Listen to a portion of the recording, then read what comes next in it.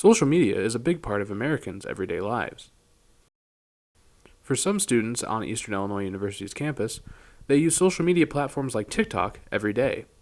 I consume content on TikTok I'd say about 3 hours a day. But for some others, not so much.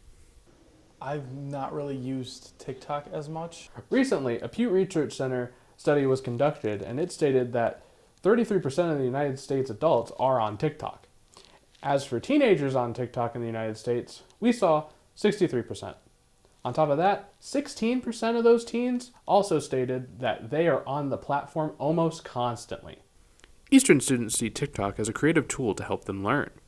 Like Instagram is like for friends, but like TikTok is like more information from the outside world. Like I get all my resources such as what's going on in politics, what's going on with like my faith, how to get closer to God, and just like tutorials such as food and hair and stuff.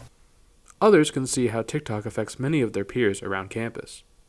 Just like walking by, like some of my friends I see on campus, like, hey, what's going on? They're just like sitting down scrolling through TikTok or something, and like in the dining hall, sometimes people will just be blasting TikToks on their phone. Recently, a ban on TikTok was about to go into effect. On the day, though, an extension to the ban was announced. With the ban still looming, it has some students questioning if the ban will be violating freedom of speech. It's interesting because I remember like they talked about banning TikTok like years ago. I remember because of like security concerns and stuff like that.